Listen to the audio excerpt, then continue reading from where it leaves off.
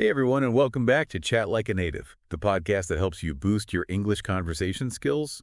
And today we're tackling something that might seem a little scary at first, but trust me, it's a game changer.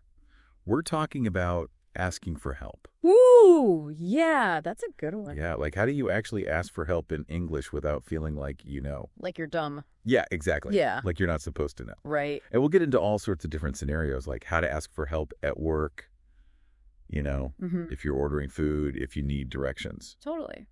And you know what I think a lot of English learners worry about is looking silly. Oh, yeah, definitely. Right?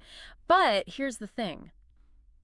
Native speakers ask for help all the time. All the time. It's not a sign of weakness. It's just part of how we communicate. Exactly. And it shows that you're engaged. Yeah. You want to understand. You want to learn. Exactly. You're curious. You're involved. Yeah. And I feel like I used to be so scared to ask for help when I was first, learning other languages. Oh, totally. And then when I finally did, it was like, It's such a relief. it's such a relief. And people are actually really happy to help. Most of the time they are. Right. Like they're flattered that you're asking them. Yeah.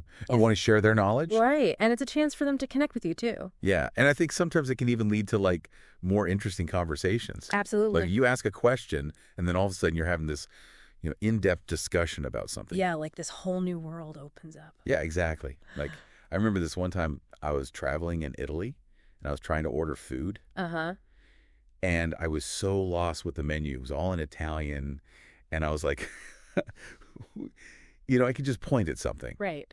But I really wanted to know what I was ordering. Of course. So I finally just took a deep breath and asked the waiter, can you help me understand this? Nice. And he was so nice about it. Good. And he ended up explaining the whole menu to me and even gave me some recommendations. Oh, that's awesome. Yeah, and I ended up having this amazing meal that I never would have discovered if I hadn't asked. That's a perfect example, and it brings up a really important point.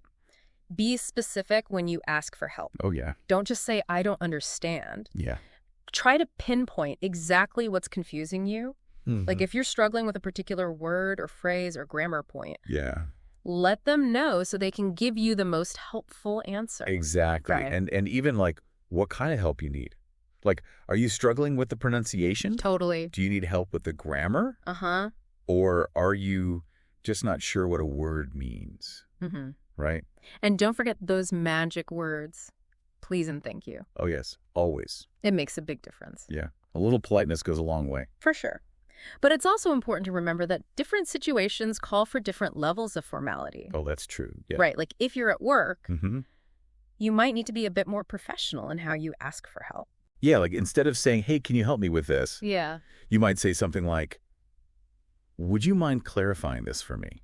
Exactly. Or something like that. Exactly. Yeah. But with friends, you can be more casual. Right. Just, hey, can you help me out? Exactly. Yeah. And even your tone of voice and body language can make a difference. Oh, yeah, definitely. Like a smile goes a long way.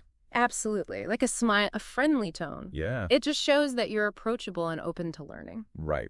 Okay, but what about those times when you're really struggling to even ask the question? Oh, yeah. You just can't find the words? I've been there. Yeah. Well, don't be afraid to use technology to your advantage. Oh, yeah. Translation apps can be a lifesaver in those situations. Yeah, those are great. Right. You can just type in what you want to say and it'll translate it for you. Yeah. And it can even speak it out loud for you if you need it to, so you know you're getting the pronunciation right.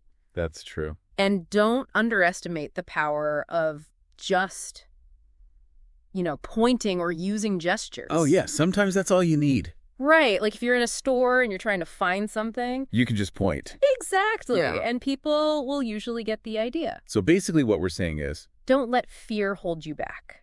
yes, Asking for help is not a sign of weakness. it's a sign of strength. It's a sign that you're committed to learning and improving. Exactly. And it can actually open up so many doors for you. Absolutely. So as you go about your day-to-day, Mm-hmm. I want you to think about one situation where you might have been hesitant to ask for help in English Mm-hmm. and challenge yourself to actually ask. Yeah, what's the worst that could happen? Yeah. They might not understand you, and then you can try again in a different way. Exactly. Or you might end up having an amazing conversation. Right. Or getting some really valuable information. Exactly. So go for it. And that's all for today's deep dive on Chat Like a Native. We'll catch you in the next one. See ya. Bye.